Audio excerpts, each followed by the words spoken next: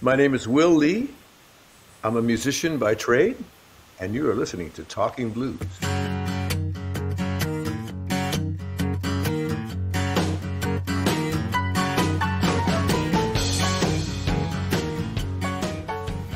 Musician by trade. I'm surprised that you didn't mention bassist, but I guess you play way more than the bass, and I know people know you as a bassist, but I presume that you play piano and other things as much as you do the bass. I started out as a drummer, and I still have a huge love to play drums, even though I don't have a set of drums. And I dream of having a set of drums. I dream of having a setup where you can freely bash out on a set of drums. That would mean like a soundproof basement kind of situation.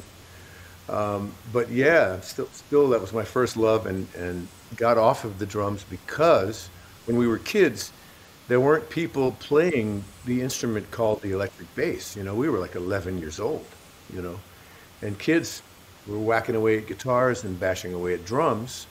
But what was the bass? What was the function of that instrument? All I knew was if you did have bass in the sonic spectrum happening, you would sound more professional than just people playing bass, playing guitars and drums. You know, so to fill out that sound, we needed a bass player, but we didn't have anybody to choose from. So I said, okay, I'll switch over to the bass. And we'll get a drummer. Biggest mistake of my life. Anyway. But you also had some, I don't know if interest is the right word, but some experience with trumpet and French horn. Absolutely, yeah. Well, I was trying to be a legitimate guy, and that never worked out. I, I practiced and learned some trumpet, reading, not necessarily improvising, because it was basically like junior high school level of, playing in marching bands and concert band kind of thing. And that's all about just reading and trying to have the best sound and all that stuff. And which led to my band director in high school asking me, would you mind switching over to French horn? We need French horn players. Everybody's playing trumpet, but nobody's playing French horn. We need French horn for the marching band. So I decided, yeah, I don't care, what the heck. So I went over to French horn for a little oompa, oompa, oompa, oompa. And next thing I know, I was playing an instrument that I sounded worse on and never really got that much better on, except that by default, that was my current instrument when I entered college. So I said, let this be my major in the beginning of college, which the competition was really deep. And compared to the other French horn players, I was probably the worst they'd ever heard, which was not very encouraging. I understand it's a very difficult instrument to play. Yeah, you have to be 100% dedicated. So, when you went to school for French horn, at that point, I know you were still playing bass, but what was your goal? Like, what did you think would be the end result of you attending school majoring in French horn? Getting a decent grade, which even that short-term goal never happened when I was playing French horn. So once I got away from that and made bass guitar my major, things started to happen.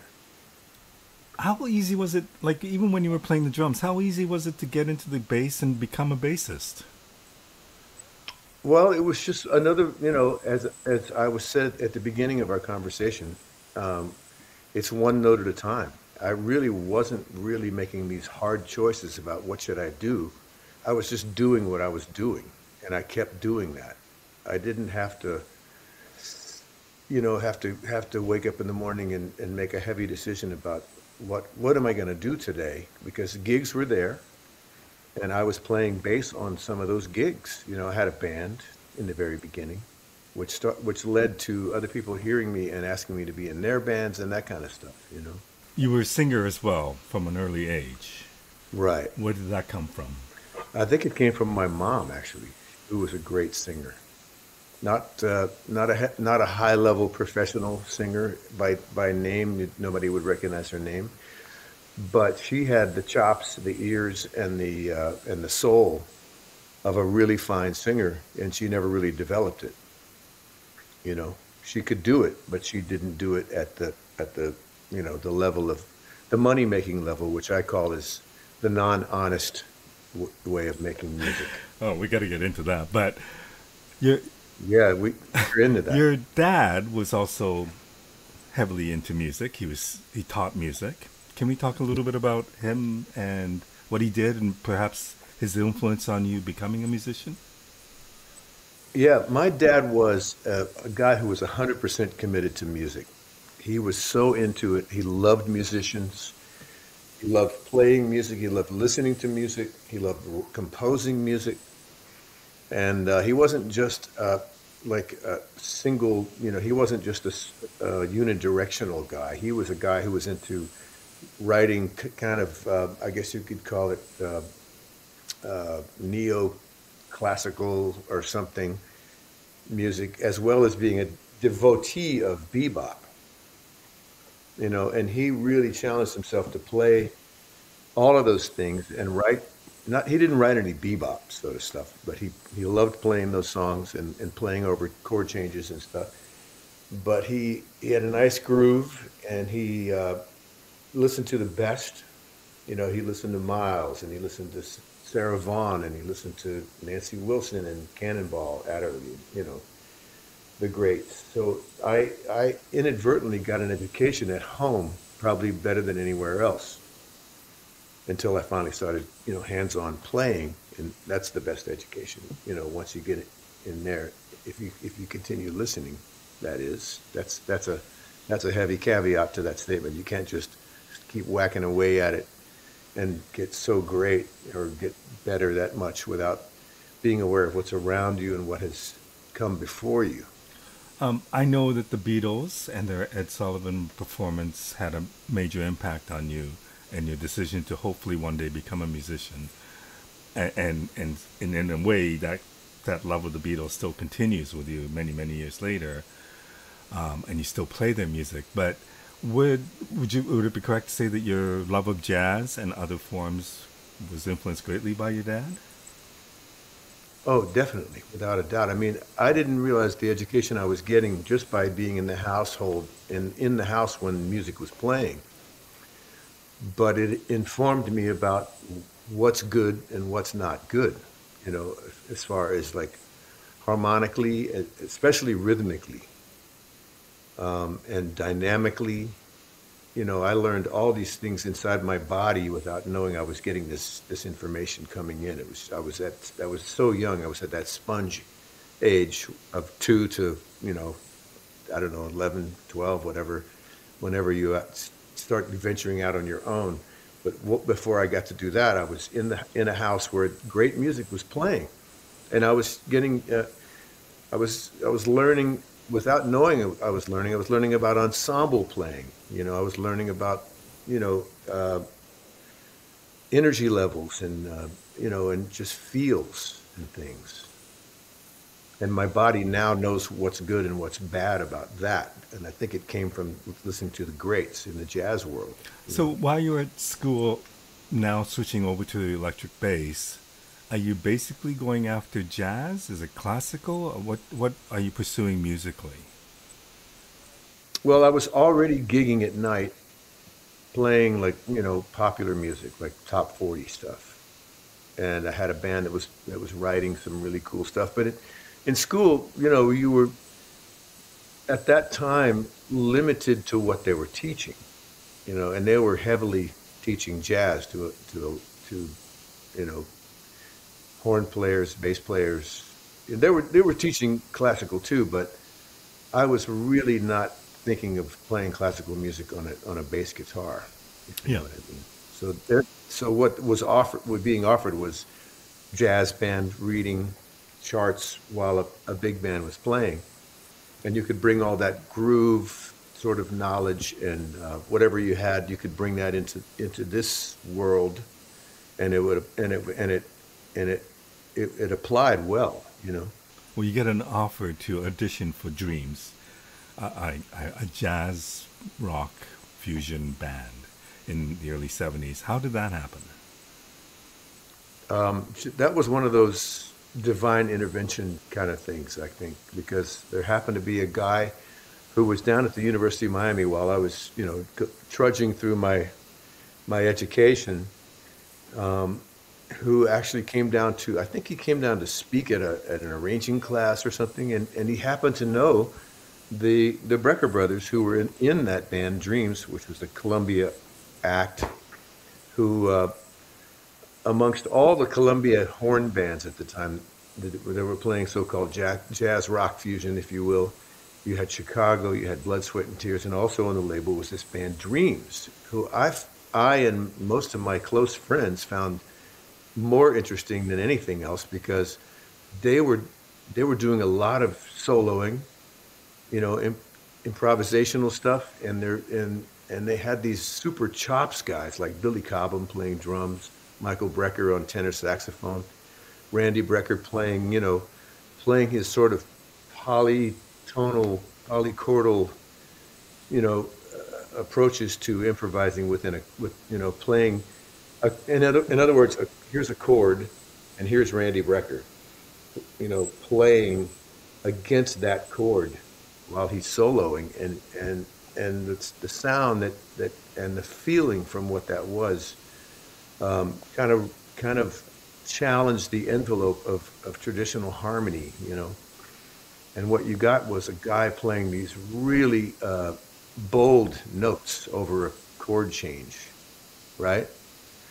So that really caught your ear, and not only my ear, but kind of everybody in my small sphere of music listening friends.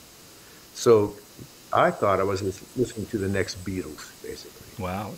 You know, the public didn't feel that way, unfortunately. But to get a call from a guy in that band to come up and audition because of our friend who came down, Mr. Gary Campbell, who came down to guest lecture and heard me play because we jammed that same night after he had given his whatever he was giving to our arranging class. Went back to the Breckers in New York and said, "Hey, I think I got your guy. You got to hear this guy. He sounds like the kind of guy you're looking for on bass."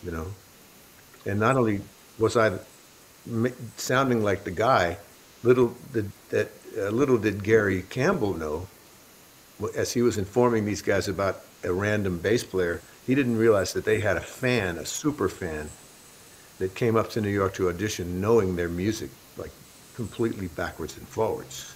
So, if I was to ask you how you felt about your ability to play at that point, and we're talking somebody who's in his early 20s, how would you describe how you felt about your ability at that point? That's really easy to refer to because I feel the exact same way as I did then, now. And that is, every time you walk into a musical situation, it's brand new for me.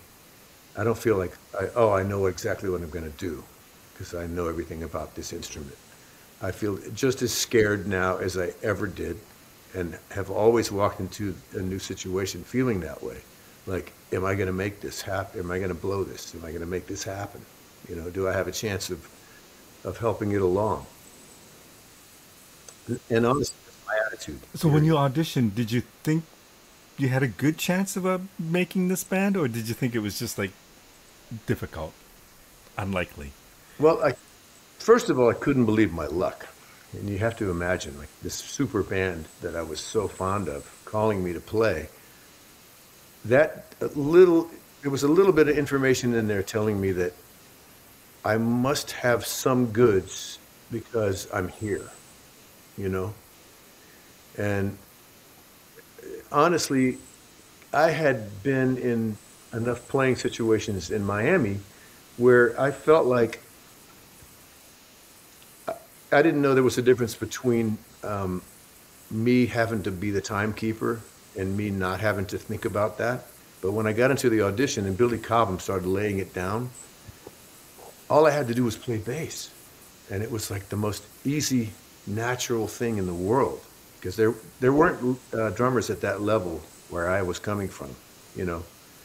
So, the old surround yourself with people better than yourself kind of situation, and that's how I was able to sound, confidently good and feel great about being in an audition situation because it was just like floating. I can imagine for somebody that young to play with the musicians of that caliber must be mind-boggling. I'd never known that feeling. However, not too Yeah, long after, and I don't know how long you did, I think you recorded the second album with them, but things started to crumble apart somewhat. for the band. Yeah. Yeah, and as far as I could see, they were coming apart from me too because I didn't really have any other New York thing going on other than that band. For the first for the whole life of that band, I didn't really have much else going on. I was there for that band, but I was inadvertently making connections that were gonna help me continue on and get into the studio world and all that other stuff within that band. Because these guys were heavies. So that became your new career, which is becoming a studio musician. How easy is it to get your foot in the door and to establish yourself in the New York studio session scene? Well, apparently it's easy because I got in. Do you remember your first studio gig, Oh, session gig? sure. Yeah, actually, I'm thinking that the first I think my first New York studio gig was a weird rip-off copy of the Shaft album, and there was a label, and they were called Pickwick Records, and they had their business. I don't know what else they did besides this, but they would take a popular album of the day and re-record it and put a label, put a cover on the vinyl album that looked a little bit like the real thing. Maybe it could be it, and I'm not sure, but it's only 99 cents, so I'm going to buy that. And they would sell it at 7-Eleven, you know, for like 99 cents as opposed to $3 or $4 that the real album sold for. And people would somehow, I guess, buy it enough to keep that company alive because they did this. That's what their business was. And so our job was, go in. An arranger, in this case, the arranger was the father of the guitarist in Dreams, right? It was his project. And I got on it because the guitarist in Dreams was on it, and he said, "Let's get Will to play bass." And this is my first New York session, and I was blown away because not only was Michael Brecker playing flute and stuff on these Shaft album tracks, these so-called Shaft album tracks, you had the drummer walked in, and it was Denny Sywell from Wings. And me being a Beatlist, I was completely like awestruck when I saw this guy walk in because, of course, I had followed McCartney's career after the Beatles, and there's the drummer from Wings walking in the door. And just because he was a New York studio guy, that's where he came from. So Bob Mann, who was making the calls to the musicians, knew to call him because knew he could cut the gig, and he just happened to be off at that moment from the Wings thing, and that was like mind blowing. So that was my first New York session. Wow. So very quickly you got a taste of that scene and not maybe the glorified version of it, but working with great musicians. And so did it quickly progress from there to other session work? It did, and when you say not glorified, to me that was as important as any session I've ever done. They're all important for the same reason. I mean, you have this goal of making the music the best it can be, right? Right. So So that's I all. didn't mean to minimize it, but it's kind of interesting No, I when know what you mean.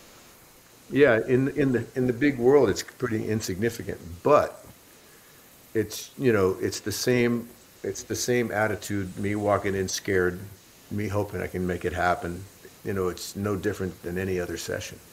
was there a point, and I don't know if such a point exists, where I mean you've done over 2,000 recordings, and you say you still get nervous, but was there a point where you thought you had kind of not made it, but established yourself in the scene and you felt very comfortable being a New York session musician?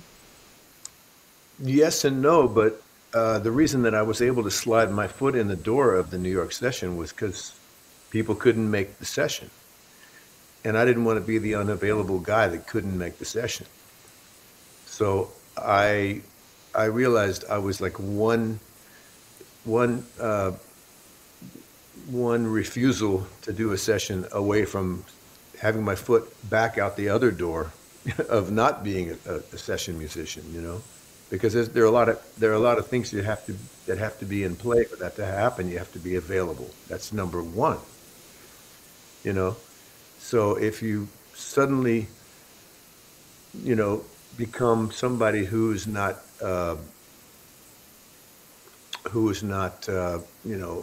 accessible or are giving, bringing the goods to any particular session, then they're going to start looking the other way for somebody who can be in that situation, you know?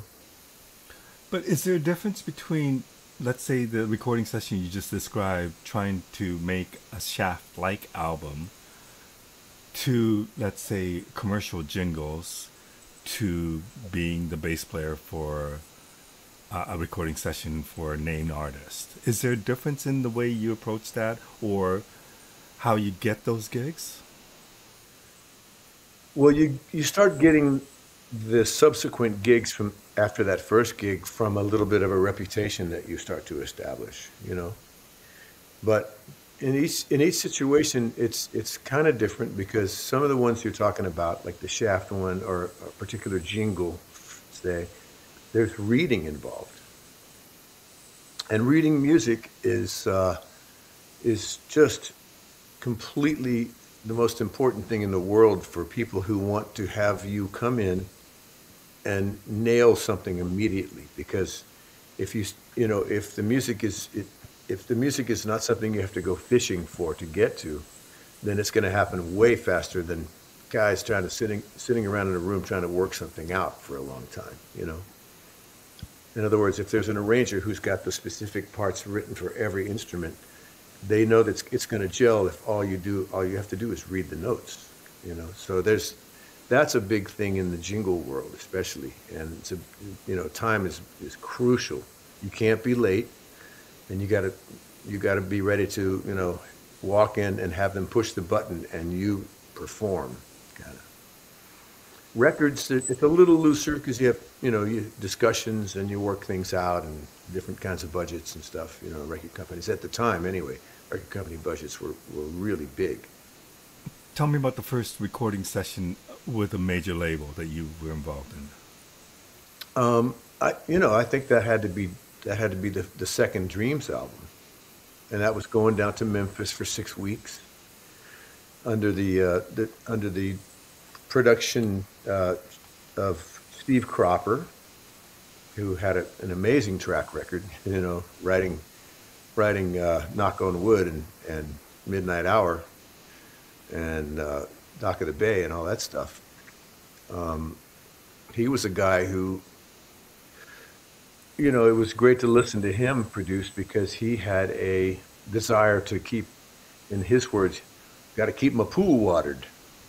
You know, he wanted he knew what success felt like, and he didn't want to leave that world. He wanted to stay, a guy who was on top of his game of making hit records. So, not that Dreams was supposed to be a hit record-making entity, but Clive Davis, the record company president at the time, wanted Dreams to give them some success in the radio play world for sure, and the sales world definitely. So he was encouraging us to really not even be ourselves.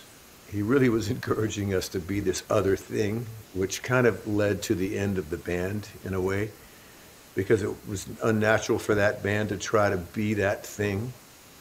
And when you have a guy like Billy Cobham being asked to, let's by Mahavishnu to come over here and do this other new innovative thing, it's pretty tempting for a guy like him who doesn't want to just play 2 and 4 on the drums, you know, which he's great at, but he saw this other thing in front of him and he was out the door. And that was the beginning of the end of Dreams. And was that your first exposure at the business of music? Um, I don't know. I mean, you're always seeing uh, aspects of that. You may not be in on the big meetings, Right. you know, but it's always it's almost always time is money. There's always that element at play. You don't want to be wasting anybody's time when you're in the studio, especially. So, I was always aware of a certain amount of that. How do you maintain this being available for as many sessions as possible so you can continue to be available for more sessions while are you doing any other music outside of studio work? Like do you have any side projects at that point that you might want to start a band or fill in for other musicians for gigs? Yeah, whatever I was doing, I was aiming toward the things that were in town, say in New York City, without going on the road for sure. Because there was one point where I was actually on the road, and I remember being on Bette Midler's first national tour, and as I'm on the road, I'm getting calls to do sessions in New York while I'm out somewhere out in the country with Bette Midler, and I'm remembering that, hey man, the reason I got into the studio thing was because somebody else was on the road, you know, and now they may not be working as much because I came in and took over for those people. I never let anybody know I was on the road. I would fly back to New York for the smallest session because I was just getting my foot in that door. I was just becoming like a studio guy. So I wasn't so established that I could just waltz back and forth, you know. So I would actually get on a plane, go do an hour session, and get back out into Missouri or wherever we were playing for that night's gig. I was busting my ass. Did it get to a point where now you have established yourself and so you could afford to go on short tours and not lose opportunities? I'm still having to say no, but before I say no, I'm always asking, can I do it another time? Can it happen another time? And, sometimes they'll move it, and sometimes they have it happen when everybody else is available. If it's a one of those lovely dates where everybody's in the same room. But I do so much in my computer now for people. Right. It's not like the studio scene anymore. It doesn't really exist anymore. And I presume that being a studio musician, a session musician for different types of music, albums or jingles, takes a certain discipline, versus you being a live musician, which I presume takes a different kind of discipline. So when you spent so many years in the studio with the charts, and I'm sure it's not always with charts, but doing paid gigs for a short period of time, did that ever affect your live playing? Oh, what you mean? Just Not doing as much live gigs over a long period of time. um, I mean, live gigs informed studio gigs, and studio gigs informed live gigs for different reasons. The live thing is a little bit more crazy. It's a little bit more like you already have all your gear together and working well and all that stuff, and you know your limitations, but what you're getting out of the live gig is you're getting a lot of spirit to bring into what you play in the studio. Right. Right? In the studio, what you get is you get the focus on like really tweaking your instrument and your sound and your tuning of it, and those kinds of things. So so that can become second nature when you're out on the road bashing away and and jumping around and having a good time in front of an audience, you know. Anyway, I hope that answers your question. Yeah, yeah. At what point? So at one point or another, you get the offer to join the David Letterman show. How did that happen? Is that from your association with Paul Schaefer in the session world, or was it Very something much else? so, yeah. In fact, the whole band at the time was a an entity that he not only knew us individually, but he knew us as a band and participated in the making of our second album. He was kind of a co-producer in a way on our second out of three albums that we had done. It was a band with Steve Jordan, Hiram Bullock, the guitarist, and Clifford Carter, the keyboard player. But you know, he being the keyboard player, he just kind of grabbed the other three of us that weren't the keyboard player, and found himself, you know, having a ready-made sort of rhythm section that he knew.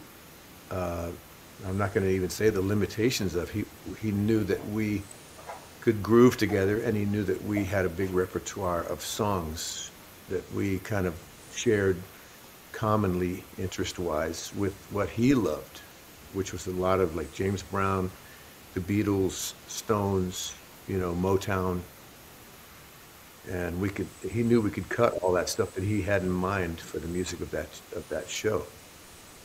So when this idea of being the show's band was presented to you, what did you think about it initially? About the idea of it? Yeah, playing Well, for the David Letterman show.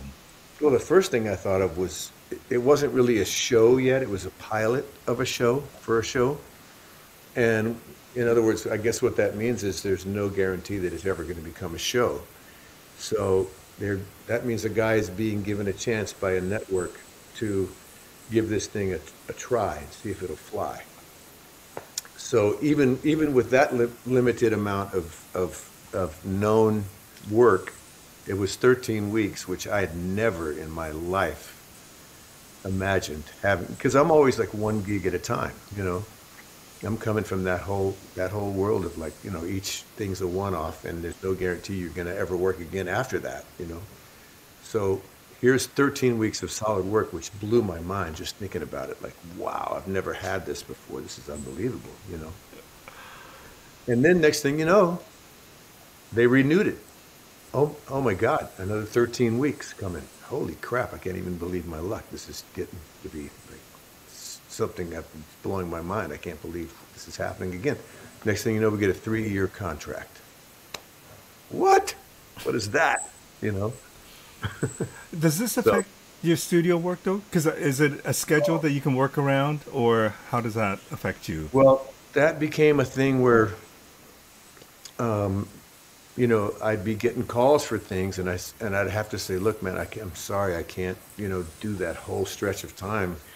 Can you can you work around me? You know, and that was not very amusing to most producers. There was one guy, Arif Martin, who had the patience of a saint and was willing to work around me up to a point. And then I think he got a little tired of that game too after a while. So he started like finding replacements for me because they didn't want to put a hole in the middle of a session, especially when the music was really gelling and you know they were getting a rhythm going. And oh, sorry, I gotta go. You know what? No, that's not how it works in the studio world. So yeah, it definitely put a dent in my participation in a lot of projects. Did that worry you, or were you thinking, hey, I'm seeing this other thing which is creating a lot of other opportunities? How did you adjust to that?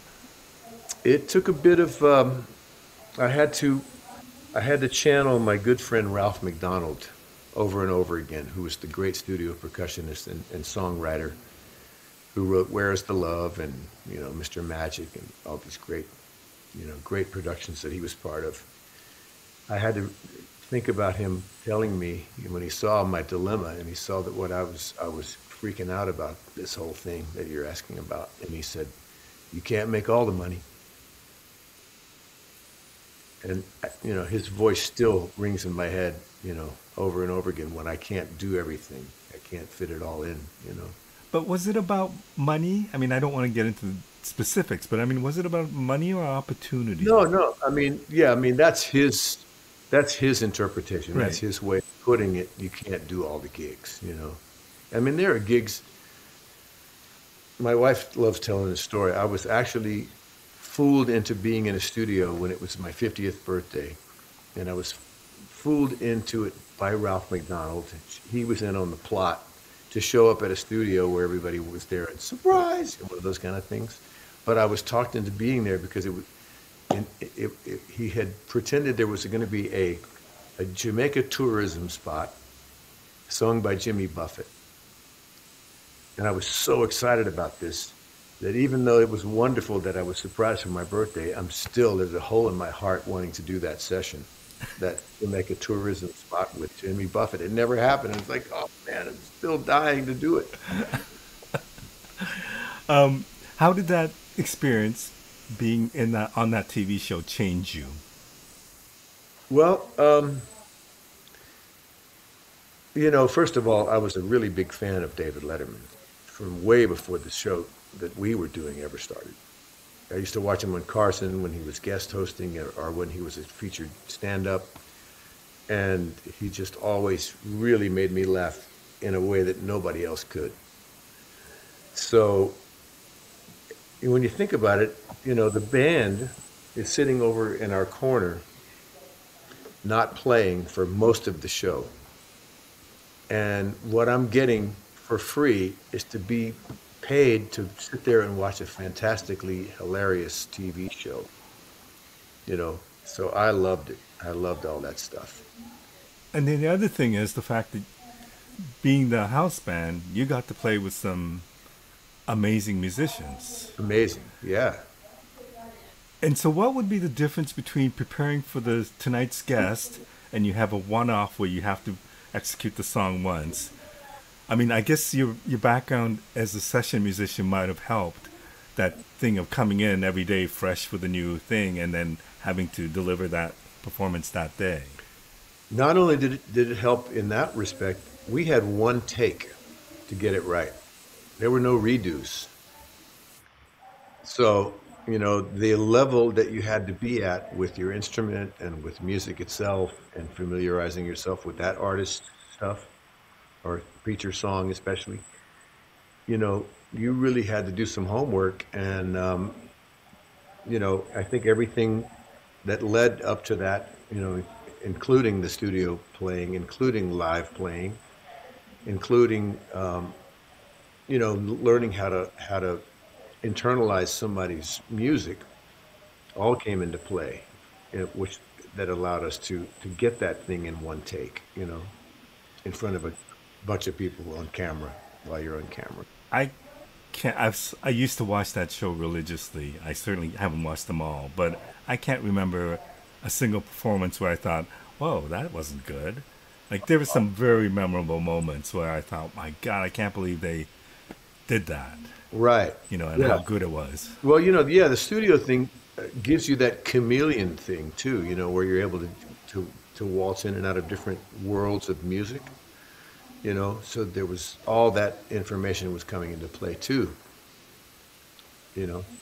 I wonder, and this has come up a few times, when I hear some of the work that you do musically on your own or with other bands, it's definitely jazz influenced. Mm. Some of your solo work has that element, but it's more songwriting, I think. Right. Not necessarily pop, but definitely a singer-songwriter type feel to some of your songs. In your mind, are you a rock musician or are you a jazz musician or are you not neither, you're just a musician? I just like music. I like anything that's in tune and in time. I I don't want it to sound like anything else, and if it does, I don't know why, because I don't take somebody's idea and go, oh, I'm going to write a song like that. I just come from I try to come from a pure place when I write a song, and I try to come from I try to take the very first inkling of inspiration that I get and try to develop it, you know. And it's not from watching TV and hearing something or listening to the radio and going back to a piano after that. It's always just because of what's in my head. Let me see if I can, oh, that caught my ear. Let me see if I can develop that and take it somewhere. And it's really hard. It takes for me, it's really hard to write a song. I mean, it takes me forever. Nothing ever happens like in 5 minutes for me. And what do you hope? Like you've done a few solo albums. What is your ultimate goal with recording your own stuff? Is it just so you have a record of the stuff that you've written, or is it because you want to perform it live? Or No, actually, you know what it is, man? It's just wanting to complete. It's the great satisfaction of having completed a song. You know, it's one thing to hear it in your head, it's another thing to make it presentable. You know, so I just love it if anybody ever gets anything from any of my songs. It's not really to try to go for mass appeal. It's nothing like that. It's only because I just want to get to the end, you know, of a thing. Because until I do, I can't really move on. is the way you approach your album any different from the way you approach session work? Like I think of "Miss You" most of all, the latest single. I believe you sang on it, but I don't think you played bass on it. That's right. That's right. And is that? I mean, that's unusual, is it not? Well, I could have, but I had this idea. You know how it's great when like any two or three family members make music together, you know, whether it's singing or playing, like in the case of the Brecker brothers, Mike and Randy Brecker had a blend that was really only matchable by one other guy, and that was his name was Dave Sanborn. Is Dave Sanborn. When he joined those three guys, he was like his phrasing and his dynamics and everything matched theirs so perfectly. That was a really rare thing. So when I was doing "Miss You" most of all, I definitely wanted to have my friend Ricky Peterson play on it. He was a great keyboard player, but he happens to have these two brothers that are just amazing musicians as well. And I thought, well, and one of them is a bassist, and he happens to play upright, which I don't do. So I thought, wouldn't it be great to get these three guys playing on this, and it might really have a nice gel to the whole thing because of the way they play together. And I love the way it came out. And the first part of your question reminded me that I'm getting back to that, and that is the thing about approaching my own things differently than I would with a studio, somebody's studio project, is that I have the hardest time thinking of anything to play on my own stuff. I can't think of what am I going to do bass-wise? I can't come up with a part. I can't think of anything. It takes a while to get there. You write on piano or guitar? Sometimes bass, sometimes piano, sometimes guitar. Okay. Yeah. So if you wrote with a bass, is it just the chords? Is that the way it would work? Well, "Miss You" most of all absolutely came from just a piano thing, right? That was one of the more rare things. Something will come from a guitar lick. Like I have a song called "Fooled Him," and that came from. I think I was inspired by I had a nylon string guitar in my hand, and I came up with to get to good get did it to good fat to good did it, and I built it around that thing, which I had Chuck Loeb ultimately play the part, but it was based on that, you know. In the last few months that we've been corresponding, you've been to Japan a few times. I think you have a pretty good relationship with Japan. I think you had a hit single there, and I think you go there on a regular basis. Tell me about that relationship. When I first went to Japan, it was with that band that became the Letterman band, the 24th Street band, those guys. And it was really wild because before we ever set foot on the ground there, we had already established some kind of momentum due to a record that had come out. And we already were like, you know, we had a fan base. And we had people that were super, super excited to see us, and I've never experienced that in my life. Nobody's ever excited to see me.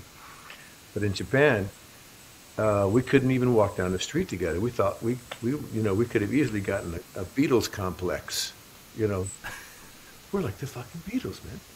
Um, we really were. If I was seen in a record store, I would see people like run out of the store to go get something for me to sign. If I was just in a record store, like fishing through through albums and stuff for my own entertainment, I would, out of the corner of my eye, I would see people like, "Oh my God, that's Willie," kind of thing. So what I realized about Japan, and I guess this is something that we should all of us musicians should give thanks for. Like, and that is, be it big or small, if you do something, um, if you put a song out, say,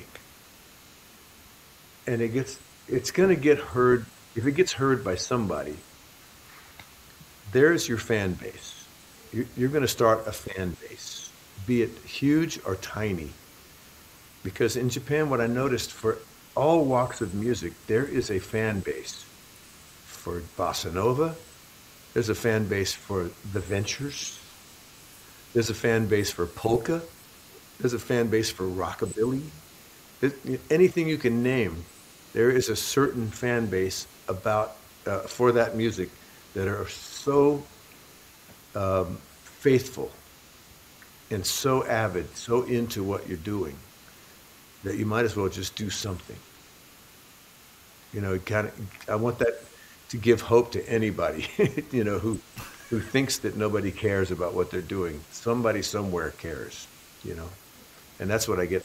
Does it make you wonder, you have this following in Japan, why that doesn't translate into maybe other places? Um, I guess the curiosity isn't there, you know. In Japan, like many other places too, but Japan is like my reference point. So Right. about that is that um, there's a certain value that's put upon uh, definitely Western stuff. And there's also this other thing. There's this thing that kept record companies alive for record stores alive. Excuse me, record stores like Tower. Like there were, you know, tens of there was like 60 Tower record stores last time I checked.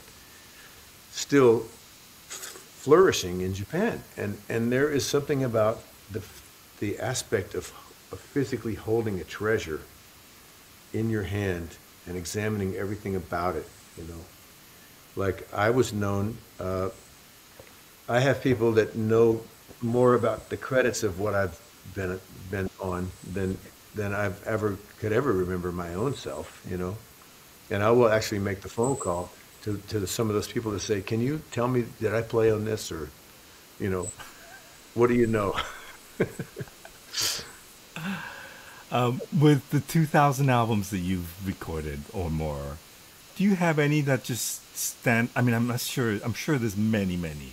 But is there any one that's really special to you? Oh, so many. All those recordings. Yeah, I mean, I think Okay. about some of these What is- Phoebe Snow records that I go back and listen to that I think, you know, were really, really well recorded, well produced, well arranged.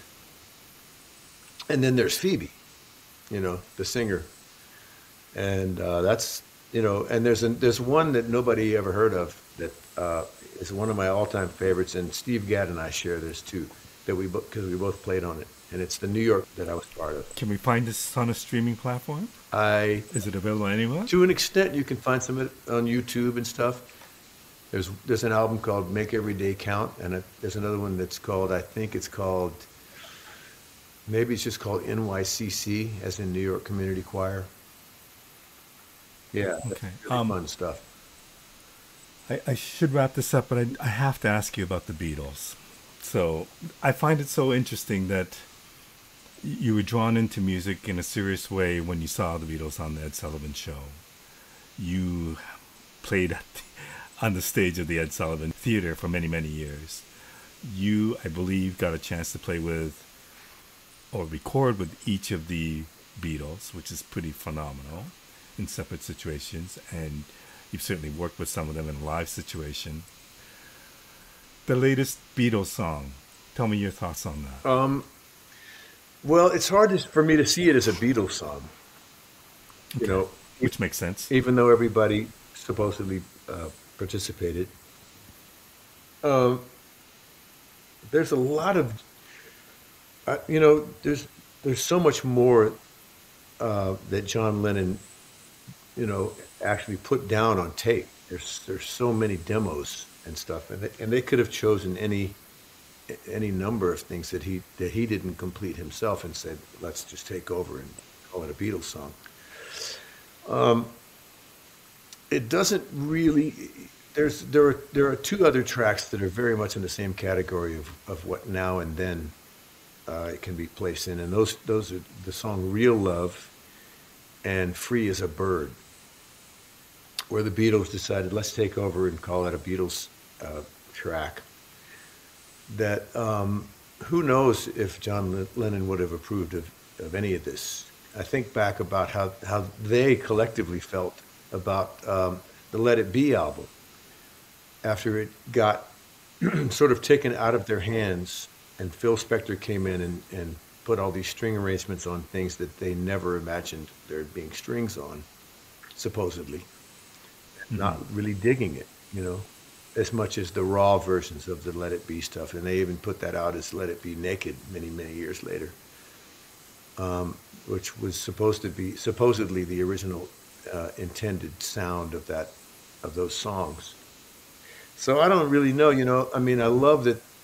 I love the video more than the finished product. I think myself, I was astounded by what Peter Jackson was able to do with AI,